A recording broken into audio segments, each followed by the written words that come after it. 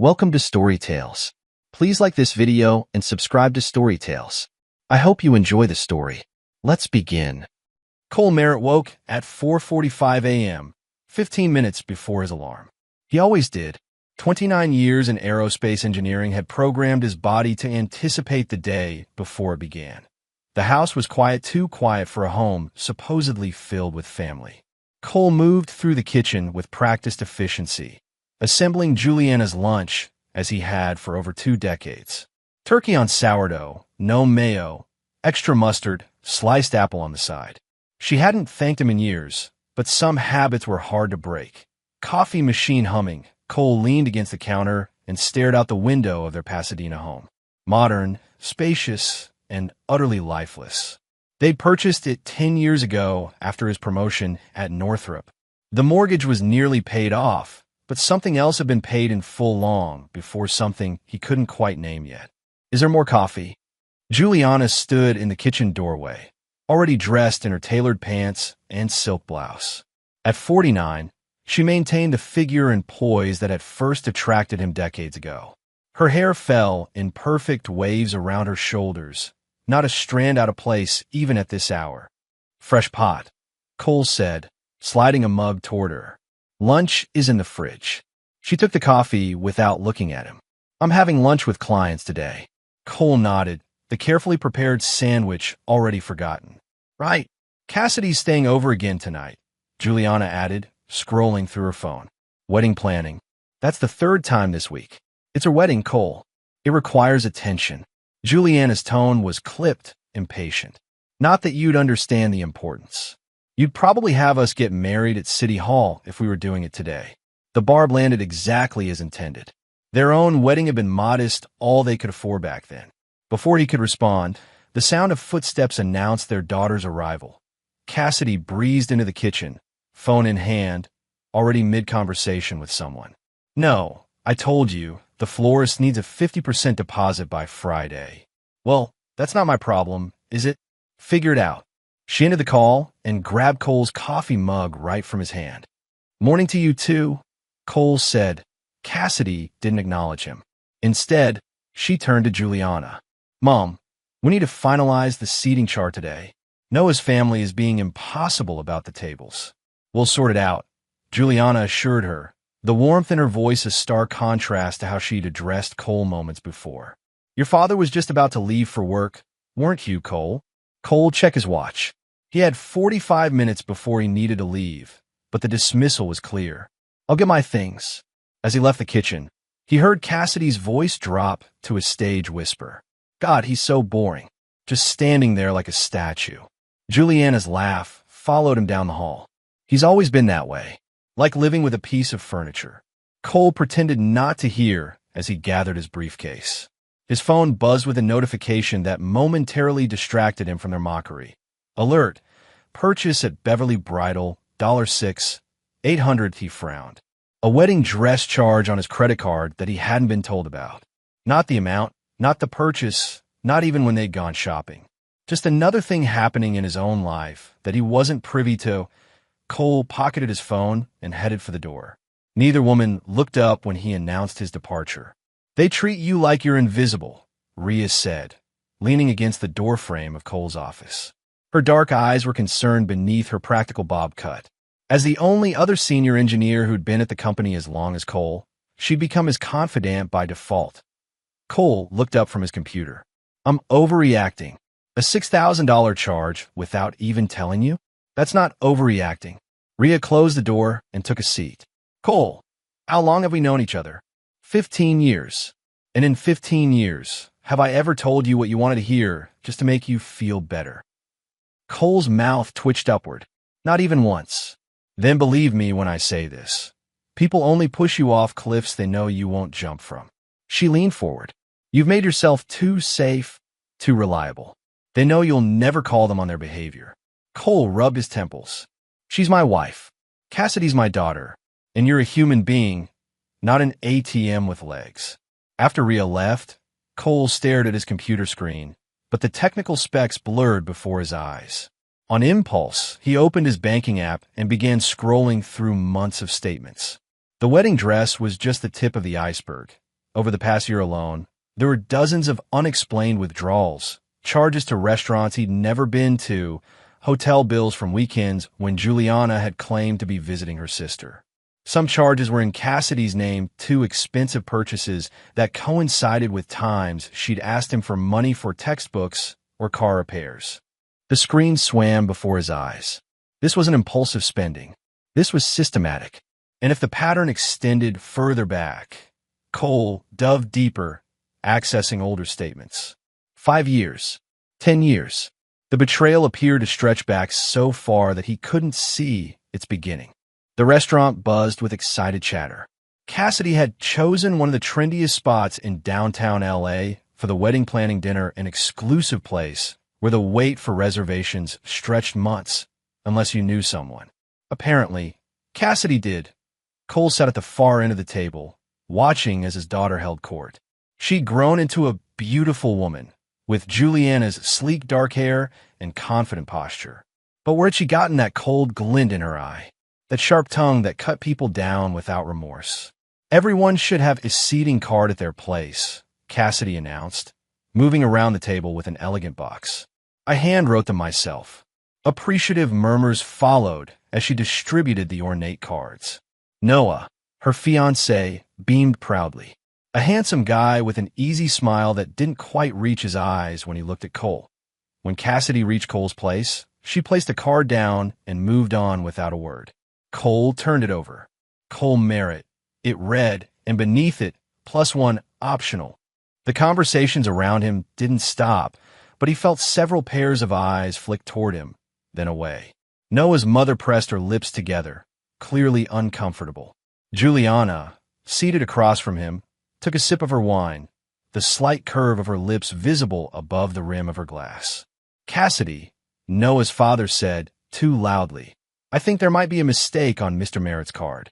Cassidy looked over, her face a perfect mask of innocent confusion. What? Oh, she plucked the card from Cole's fingers. Silly me. That was meant for someone else. But she didn't replace it with another. The moment stretched uncomfortably until Noah's mother changed the subject. The dinner proceeded, but Cole felt the humiliation like a physical weight on his chest. He excused himself as soon as it was polite to do so. Outside, in the cool night air, a hand caught his arm. Cole, wait. It was Lori, his sister, who'd driven in from San Diego for the dinner. Her face was tight with anger. You seen what I'm seeing yet? She demanded. You've been living with two shadows, pretending to be people. Lori, not now. Yes, now. Her grip tightened. I've watched them treat you like this for years, and you keep making excuses. That wasn't an accident in there. Your daughter just publicly humiliated you, and your wife enjoyed it. Cole stared at the traffic passing by. What do you want me to do? Make a scene. I want you to wake up, Lori said. I want you to stop being everyone's doormat. Cole gently removed her hand from his arm. I'll see you at home. Cole arrived home before the others.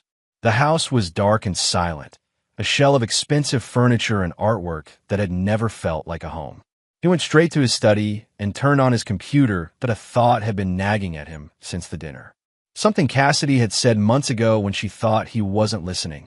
Mom's iPad keeps syncing with Dad's old one in the study. Make sure you text on your phone instead. He opened the bottom drawer of his desk and pulled out the old iPad they bought years ago. He'd stopped using it, but never disconnected it from the family cloud account. It powered on with a soft glow. Notifications immediately began populating the screen. Messages, photos, calendar alerts, all Juliana's. He tapped on the messages first. His heart stopped. There, stretching back years, was a conversation thread between Juliana and someone named Victor Lennox. The most recent message had come through just hours ago. Victor, dinner looked tense. Everything okay? Juliana, fine. Cole has no idea. Never does. Cole scrolled upward through the history. Intimate messages, explicit photos, hotel bookings, plans made and kept while he worked late or traveled for business, and worse messages that included Cassidy. Juliana, Cassidy can cover for me Friday. Cole thinks we're having mother-daughter time. Victor, smart girl, takes after her mother. Juliana, In every way that matters, his fingers trembling slightly, Cole opened the photos. There were hundreds spanning years. Juliana and Victor together. Intimate moments. Vacations he knew nothing about. Then he found the video. Cassidy, filming herself at what looked like a beach house. She turned the camera to show Victor in the background, raising a glass toward her. The real MVP, Cassidy's voice said, laughing. Cole sat in perfect stillness as the reality crashed down around him. The life he thought he had, the family he'd sacrificed everything for, was a fabrication. A cruel joke at his expense. With mechanical precision, he began downloading everything. Every message, every photo, every piece of evidence of a life that had been lived behind his back. His face betrayed nothing as the files transferred. There would be time for feelings later. Now was the time for facts. You're sure about this? Eli Tennyson asked, his voice low despite the privacy of the small bar where they Saturday. Cole nodded, sliding a USB drive across the table. After 3 weeks of silent investigation, he'd finally reached out to his childhood friend, now a paralegal at one of LA's most aggressive divorce firms. Everything's there. Bank statements, credit card records, messages, photos. 20 years of lies. Eli pocketed the drive. At 35, he was younger than Cole, but his eyes held the weariness of someone who'd seen too much of human nature's dark side in his profession. And you want to do what exactly? I want to know my options. Cole took a sip of his whiskey. Financial fraud, identity theft, she opened accounts in my name. And the affair. California's a no-fault state. I'm not talking about legal fault. I'm talking about truth. Cole's voice remained steady. For 20 years, I've lived a lie without knowing it. I want to understand exactly what happened before I decide what to do about it. Eli studied him. You've changed. The Cole I knew would have confronted them immediately. That Cole was a fool who trusted too easily. After meeting with Eli, Cole drove to a 24-hour gym he'd joined the week before. It was nearly empty at 10 p.m. He changed and headed for the weights, pushing himself through a punishing routine that left his muscles burning. Physical pain was clarifying. It occupied the space where emotional pain threatened to overwhelm him. A muscular man in his 60s nodded approvingly as Cole finished his final set. Good form. You knew here. Just started. Divorce or midlife crisis. The man grinned at Cole's surprised expression. I've been a trainer for 30 years. I know the signs. Is it that obvious? Only to the trained eye. I'm Derek. He extended his hand. Cole shook it. Cole. Well, Cole, whatever you're going through, the iron doesn't lie. It's the same weight for everyone. For the first time in weeks, Cole felt something like peace. That's exactly what I need right now. Something that doesn't lie. The next morning, Cole stopped at a pharmacy on his way to work. He purchased a DNA testing kit, paying cash. That evening, he found one of Cassidy's hairbrushes in the guest bathroom, extracted several strands with the root intact, and carefully sealed them in the testing envelope. He had begun to suspect the truth. Now he needed confirmation. The brunch was Juliana's idea. A pre-wedding celebration, she called it, for family and close friends. It was being held at their home, catered by the same exclusive company that would handle the wedding reception. Cole made a point of accepting the invitation, then simply not showing up. Instead, he spent the morning with Rhea, helping her move furniture into her son's new apartment. Physical work. Honest work.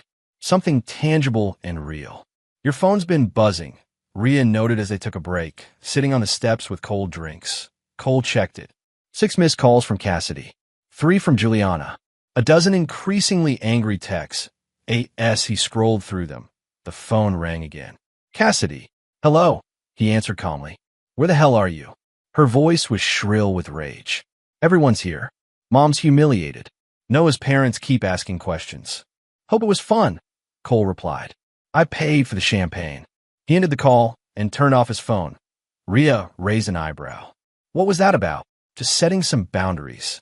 Later that evening, Cole sat alone at a wine bar downtown, nursing a glass of Cabernet, when a woman stumbled slightly against his table.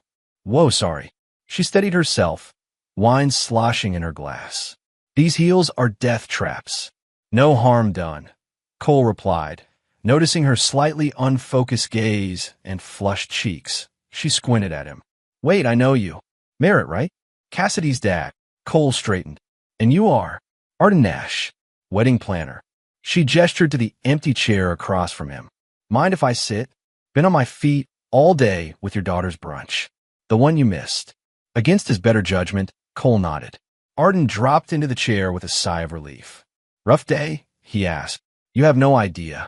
That daughter of yours has specific tastes. She took a long sip of wine, though I guess she gets it from her mother. You've worked with Juliana before. God, for years. Your wife and her plus one said you'd be too polite to object smart of them to keep the affair hush for so long. Makes my job easier when there's no drama. She froze mid-sip, eyes widening as she realized what she'd revealed. I mean, Cole smiled slightly. It's fine, Arden. Have another drink. You look like you need it. Her face crumpled with guilt. Mr. Merritt, I'm so sorry. I thought you knew. They talk so openly when you're not around. I just assumed. Tell me more, Cole said, signaling the bartender for another round. By the time Arden stumbled into an Uber 2 hours later, Cole had learned more than he ever wanted to know about the public face of his wife's affair. The weekend trips, the business meetings where Victor would join them, how Cassidy had gradually been brought into the inner circle, first as an unwitting alibi, then as an active accomplice. The worst part, Arden had slurred, is they laugh about it, like it's some big joke. I've planned a lot of weddings, Mr. Merritt. Seen a lot of messed up families. But the way they talk about you. She trailed off, unable to finish. Cole went home feeling strangely light. The trap was baiting itself. The envelope arrived by expedited mail exactly 10 days after Cole had sent the DNA sample. He took it into his study and closed the door before carefully opening it. The results were clinical, impersonal. A series of genetic markers and percentages that boiled down to one inescapable conclusion. Cassidy Merritt was not his biological child. He stared at the paper, waiting for the pain to hit him. It didn't. Perhaps he'd already known, deep down. Perhaps he'd reached his capacity for betrayal.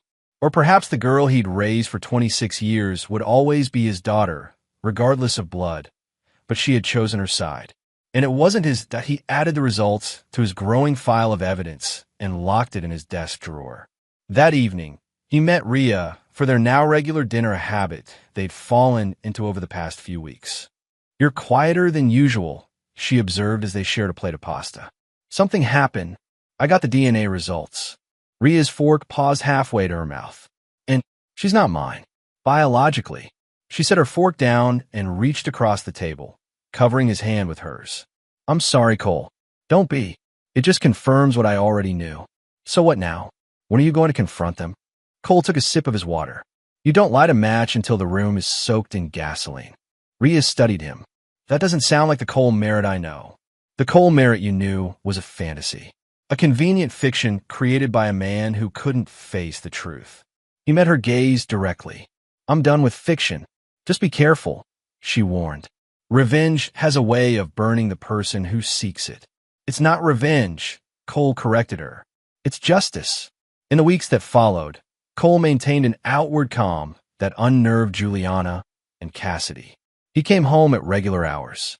He attended to household matters. He even contributed to wedding conversations when asked directly. But he was preparing. With Eli's help, he began transferring assets into accounts only he could access. He found an apartment and paid 6 months' rent in advance. He arranged for discreet surveillance of Juliana and Victor, building a timeline of their meetings and activities, and he made an appointment with one of the most aggressive divorce attorneys in Los Angeles, one who specialized in cases involving financial fraud and infidelity. We need to talk about the wedding, Juliana said, cornering Cole in the kitchen one evening. Her tone was all business, as if addressing a subordinate. What about it? Cole continued making his sandwich, not looking up. I think it would be best if you didn't attend. That made him pause. You want me to skip our daughter's wedding? It's not about what I want. Juliana crossed her arms. Cassidy is stressed about the seating arrangements. Your presence complicates things. Because you'll be out of place.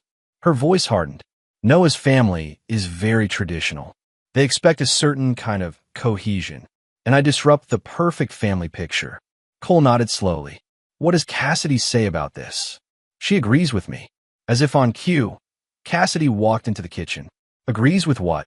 That your father shouldn't attend the wedding. Cassidy didn't even pretend to be conflicted. It makes sense, Dad. You just sit there being awkward. Plus, the venue is expensive per head. Cole studied his daughter's face, the face he'd loved unconditionally for 26 years, regardless of whose genes she carried. The coldness in her eyes was foreign to him. Had always been there, and he just refused to see it. I understand, he said finally, if that's what you both want. Relief flashed across their faces, quickly replaced by smugness. We can tell people you're ill or traveling for work, Juliana continued, already planning the cover story. No need for excuses, Cole replied. Just tell them I wasn't invited. Later that week, Cole met Lori for lunch.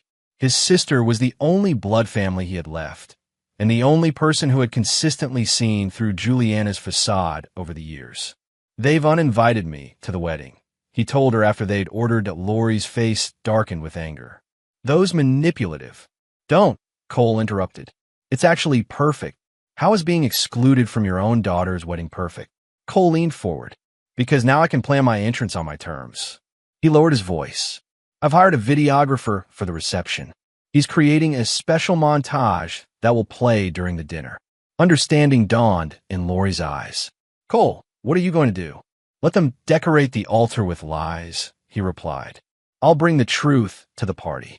The Biltmore Hotel glittered with elegance on the day of Cassidy's wedding.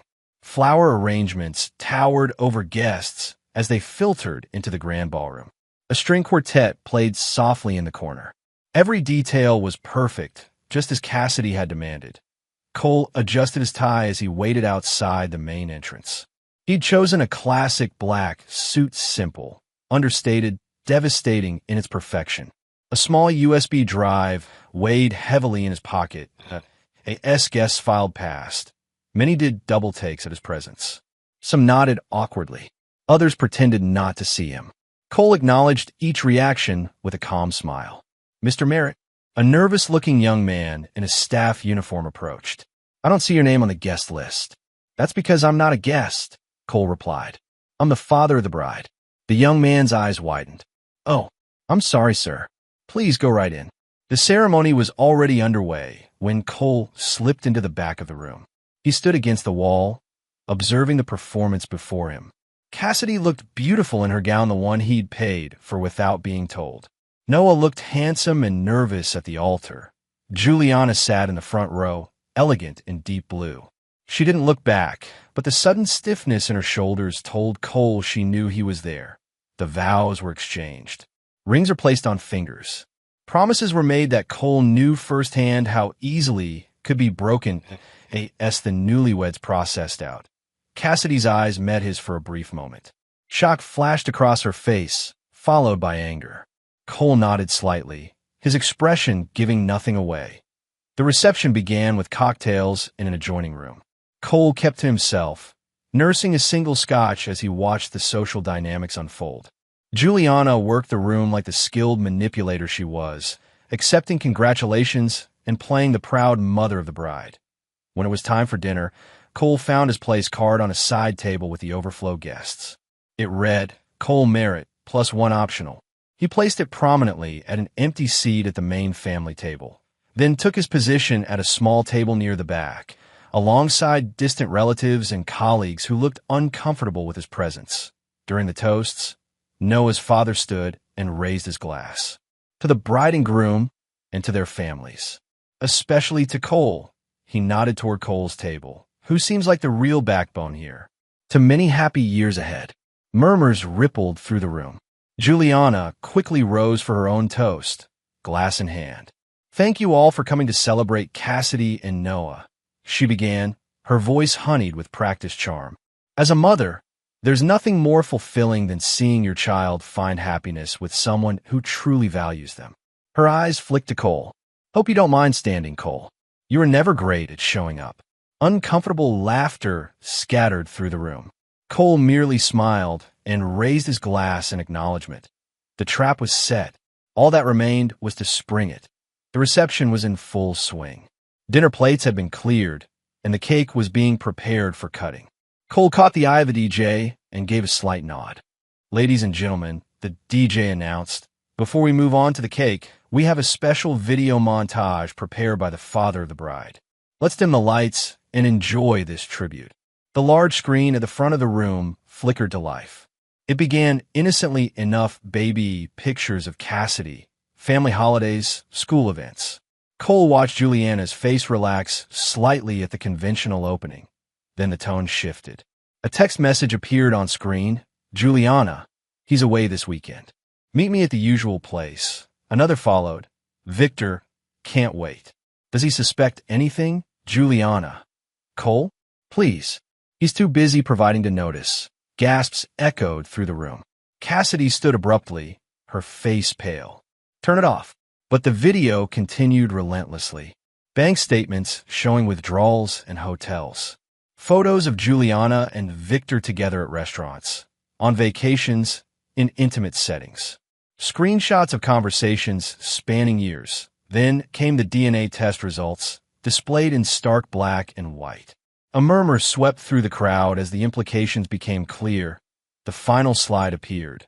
"You lied, you betrayed, you stole. But today I give you the gift of honesty. Cole Merritt, not your father." The screen went dark. For a moment, complete silence filled the room. Then chaos erupted. Noah turned to Cassidy, his face twisted with shock and betrayal. "What the hell is this? You knew about your mother's affair?" Cassidy was frantically looking between Noah and her mother. "I can explain." Noah's father stood up, his face flushed with anger. "Who the hell is Victor Lennox?" As if summoned by the name, a tall, distinguished man in his 50s rose from a table near the front. Victor himself, invited as a family friend. Noah lunged across the table, his fist connecting with Victor's jaw with a sickening crack. Security guards rushed forward. Women screamed. The perfect wedding dissolved into pandemonium. Through it all, Cole remained seated, watching the truth he'd lived with for months finally become everyone else's reality too. Noah's family stormed out, taking half the guests with them. The remaining attendees huddled in shocked groups, whispering frantically. Arden, the wedding planner, sat in a corner, openly weeping into a napkin. Cassidy stood in the center of the room, mascara streaking down her face as she screamed at Juliana. "You told me he would never find out. You promised me." "Lower your voice," Juliana hissed, gripping her daughter's arm. "We can fix this." "Fix this? Fix this." Cassidy's voice rose hysterically. "My wedding is ruined. Noah won't even look at me. His family thinks I'm trash." Cole moved toward the exit, his mission accomplished. He felt no joy, no triumph, only the quiet certainty that justice had been served. Juliana intercepted him before he reached the door, her face contorted with fury. "You miserable, pathetic excuse for a man. You think this changes anything? You think anyone respects what you just did?" Cole looked at her, really looked at her, for perhaps the first time in years. The beautiful face that had once seemed so full of love now appeared hollow, the features of a stranger. "This wasn't for them," he said quietly. "It was for me. You'll regret this," she spat. "I'll make sure of it." A smile touched Cole's lips. "I already did. That's why I'm done." He walked past her, out into the cool evening air. Behind him, the ruins of a wedding. Ahead, uncertainty, but at least it would be built on truth. The next morning, Juliana was served with divorce papers at the hotel where she'd spent the night. The documents detailed financial fraud, identity theft, and years of documented infidelity. A court order froze their joint accounts pending investigation. Simultaneously, Cole's attorney filed amendments to his will, removing Cassidy as a beneficiary. The trust fund he'd established for her future children remained, but under conditions that left her no direct access to the money. Cole moved into his new apartment that same day, with Lori's help. The space was modest but clean, with large windows that let in natural light. It contained only what he needed, no excess, no pretense. "You doing okay?" Lori asked as they unpacked the last box. "Better than I have in years," Cole replied, and meant it. His phone had been buzzing all day with calls and texts from Cassidy. He finally silenced it without reading any of the messages. Whatever she had to say, it was too late. Around noon, Rhea arrived with takeout. I figured you might need lunch, she said, setting the bags on his new kitchen counter. And company. Thanks. Cole found plates in a half-unpacked box. News travels fast. Like wildfire. Victor Lennox's wife showed up at your house this morning. Apparently, you didn't know either. Cole shook his head. Collateral damage. I'm not proud of that part. She deserved the truth as much as you did, Rhea pointed out. Everyone did. In the days that followed, Cole established new routines. He went to work. He exercised at his new gym. He had dinner with Rhea twice a week. He spoke with his attorney about the divorce proceedings. He ignored the increasingly desperate messages from Juliana and Cassidy. Their problems were no longer his to solve. One evening, his doorbell rang unexpectedly. Cole opened it to find Cassidy standing there, her face drawn and pale.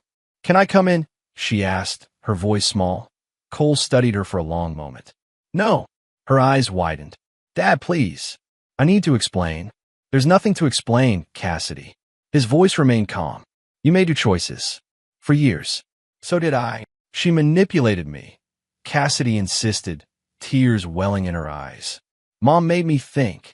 Stop. Cole held up his hand. You're an adult. You knew what you were doing. Every time you covered for her. Every time you mocked me. Every time you asked for money while laughing behind my back.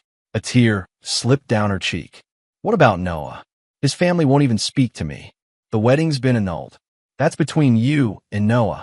Where am I supposed to go? Mom's a mess. The house is no longer my concern. Cole finished for her. Neither are you. Goodbye, Cassidy. He closed the door gently but firmly, then leaned against it, listening to her sob on the other side. Eventually, her footsteps retreated down the hallway. Cole returned to his armchair and picked up his book. The pain was there, deep and real, but it no longer controlled him. Juliana tried playing victim in public, giving tearful interviews about her mentally unstable husband who had humiliated her family. But the video had gone viral within the wedding industry. Too many people had seen the evidence. Her social standing, built on carefully cultivated lies, crumbled beneath the weight of truth. 1 year later, Cole stood at a podium in a convention center ballroom, delivering the keynote address at an aerospace engineering conference. His presentation on innovative materials for spacecraft had drawn a standing room-only crowd. As he concluded his technical remarks, he allowed himself a brief personal reflection. Engineering teaches us to respect structural integrity, he told the audience. A building with a compromised foundation will eventually collapse, no matter how beautiful its facade. The same is true in life. He paused, scanning the crowd. In the third row, Rhea watched him with quiet pride. Some things break quietly, Cole continued. Over years, not moments. But when you rebuild, you do it with steel, not forgiveness. You build something that will last because it's honest, even if it's simpler than what came before. Applause filled the room as he stepped away from the microphone. Colleagues surged forward to shake his hand and discuss his presentation. Cole engaged with each of them, present and focused in a way he never could have been when living a lie. Later, as he and Rhea walked to dinner, they passed a wedding venue where a young couple posed for photos on the steps. The bride was laughing, her head thrown back in genuine joy, while the groom looked at her with unguarded adoration. Cole paused briefly, watching them, not with envy or bitterness, but with the clarity of someone who understood both the promise and the peril of such moments. Happy? Rhea asked, following his gaze. Content, Cole replied. It's better. He smiled slightly, not at what he had lost, but at what he had found. Then he turned and walked on, stepping firmly into a future of his own making.